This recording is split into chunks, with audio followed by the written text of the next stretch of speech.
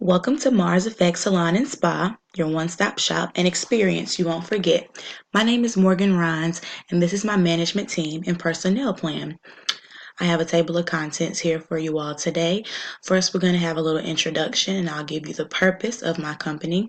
I'll also show you an organizational chart, the equity structure and equity chart, some criteria I set for my equity owners, equities owners contribution, the personnel plan, salary content and table, recruitment and selection, and then to end it all off, my exit strategy. So let's dive right in. Mars Effect Salon and Spa is the new one-stop shop for all of your hair, barber, nail, and pampering needs. We were established based off of a need that we felt was not being fulfilled by the current beauty industry, and that was a place that provided all services for men, women, young and old in one setting. Our top priority is to provide the best customer service experience each time you visit with Mars Effect Salon and Spa. Not only do we pride ourselves on giving great customer service, but we also provide the top beauty and nail products for all ages and all types of hair.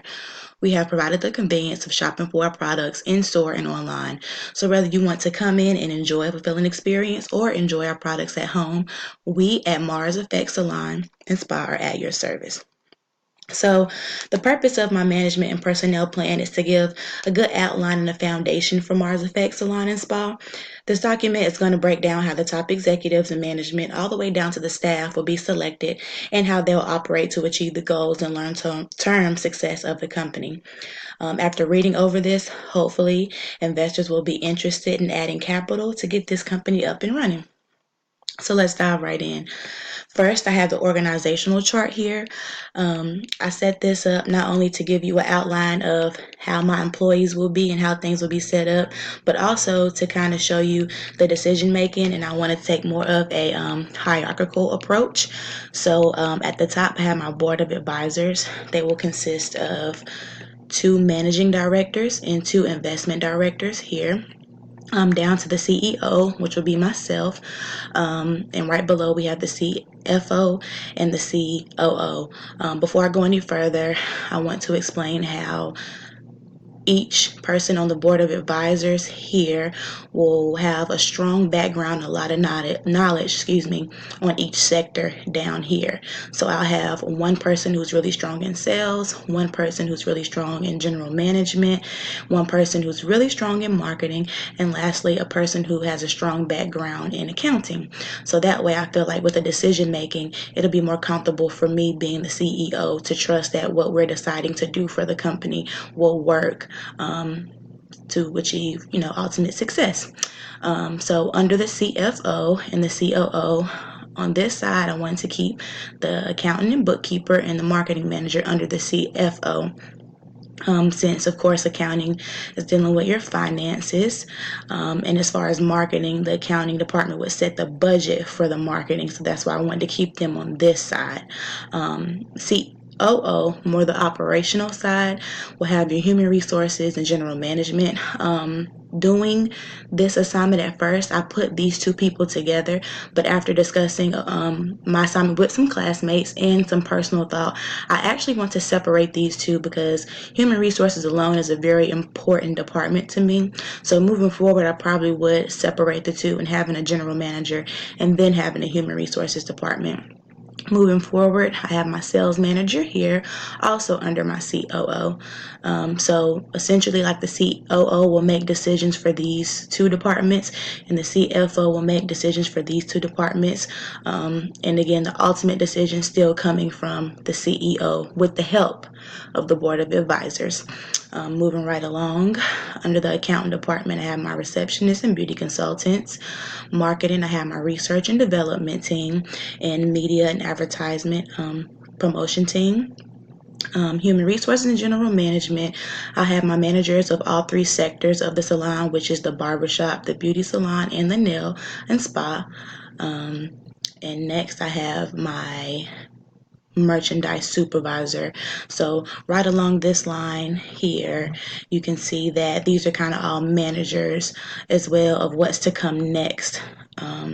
So right under I have my beauty consultants, again, master stylists from the salon, all my nail techs and threaders, eyelash, estheticians, barbers, go right under our managers, packers and stock crew, shipping and handling, cashiers, and my cleaning staff for each sector of the nail salon as well, to ensure that everything is safe and clean for our clients at all times. So that's kind of how I wanted to break down my organizational chart. Moving right along, I have my equity structure. Initially, there will be $5 million issued of preferred stock to the Board of Advisors and CEO only. $10 million of authorized stock will then be offered, of which 5 million of those shares have already been issued at $1 per share. The equity within the company has been broken down as shown below. So, here in my board of advisors, they're at the top of my organizational chart, as I showed you before. And my investment directors, I gave them 11% and 9% with the assumption that these two individuals, they did invest capital financially, but at different amounts, of course. And the 11% is because this person is assumed to invest more. My management directors, same thing, but I did give them a shared amount because they also helped the CEO with more of the idea basis. So that's why I wanted to give them the same at 6%. CEO being myself, I want to keep the CEO as having 60, having the most equity within the company, and CFO and COO, I allowed them 4%. And my chart also breaks down these numbers so you can get a better picture at what that looks like.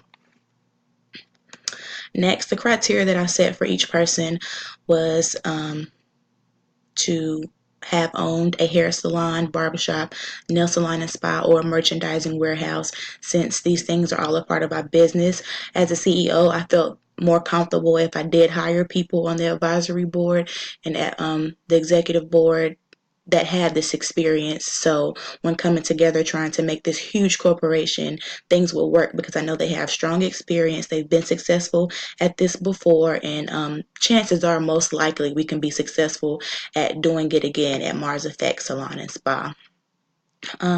Next, I have their contribution and their roles. So to start with the investment directors, these individuals are a part of the board and they have the ability to make decisions on behalf of the company. Although, again, they haven't provided the same amount of capital, they do share the same rights within the company. As I explained when I showed you my organizational chart, the investment directors 1 and 2 will have strong backgrounds on different things. So the investment director 1 will guide the finance department, definitely have a strong connection with the CFO, and they'll supervise them. And the same thing with investment director 2. They'll have a strong background with marketing, so they can help the marketing department.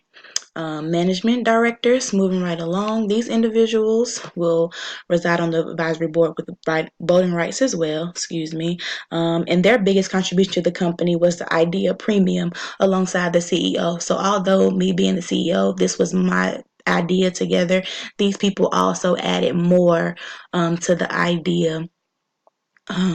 So that's why I want them on the board as well, and they will help the COO side of things, operations, with one of them having a strong background in sales and the other having a strong background in general marketing. Next, I will provide the checks and balances for the company, the CEO. And what I mean by checks and balances is keeping the balance of power within the company, because as we discussed in other assignments within the class, just delegating who has power and how much power within the company to reduce the conflict, basically. And my primary function would be to propose all managerial decisions and stay in line with the company's strategic plan. The CFO will oversee all financial affairs, and the COO will oversee all daily operational affairs within the company. So this way, we assure that everyone is being parallel and aligned with our strategic plan of the company overall. Next, I have the personnel plan for the investment directors 1 and 2. Again, just going over exactly what they do. Just to reiterate, one of my investment directors specializes more in finance and helping the accounting department, and the other will help more of the marketing side. And I had gave them a proposed salary of $25,000 yearly as a base, and that'll be alongside their stock holdings. Next is the management directors. These individuals will reside on the board. Again, they have voting rights. One will have a strong background in management, the other in sales, and their proposed salary is $23,000 yearly alongside stock holdings within the company. Moving right along, we have the CEO, and I had set myself a proposed salary of $90,000 yearly alongside stock holdings within the company.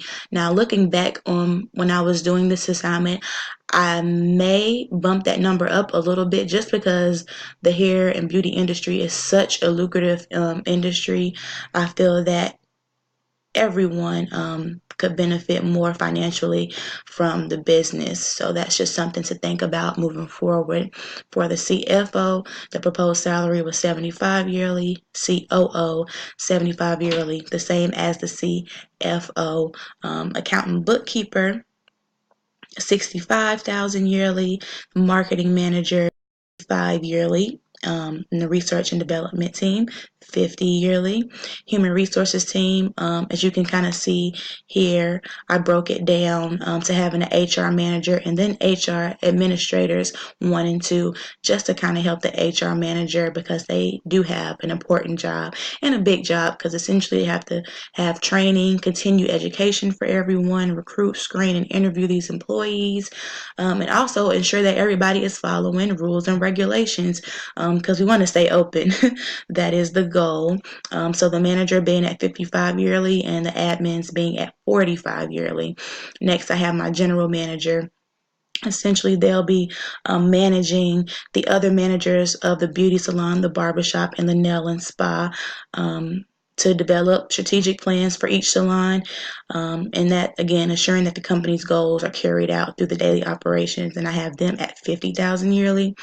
My sales manager will oversee all daily operations within the company's warehouse, so more of our ordering side, processing things online and in store, and all of our transactions. And their salary is proposed at $50,000 yearly. I have packers, shipping and handling, and I moved down to an hourly wage since these people probably won't work the same hours every day and might not have as longer shifts as some other individuals. I thought the hourly wage was more suitable, so I put them at $12 an hour, and the same thing for my stock crew, $12 an hour. Next, I have my cashiers. They use point of sale systems to complete all customer transactions at $11 an hour. The receptionists, they welcome all our customers, direct them to the appropriate places of service, direct calls, set appointments for each nail tech, barber, and stylist. And that'll essentially be your first point of contact for all customers, and they'll set the tone for the business environment. I put them at $13 an hour. Beauty consultants will be at $12 an hour. Beauty, barber, nail, spa, and spa managers, I put them at $42,000 yearly. And then we go down to our master barbers and master stylists. I wanted to do them a little differently because, of course, when you go to hair salons, you're paying each specific stylist. So I made them all commission, of course, but they will pay a $300 fee per week in booth rent, and 12% of all their profits made through our services per day will be paid back into the company. So that is how they will work. And the same for the nail techs. The only difference is they'll have $250 per week in booth rent. And that's the only difference. For estheticians, eyelash technicians, and threaders, right now I have them at $14 an hour, but this is also subject to change. Again, after deep thought, they too, I think, should work on commission because it takes hours sometimes to provide a service to one client when it comes to eyelashes, and threading and brows. So I think commission would be more fair for them. And the cleaning crew at $10 an hour.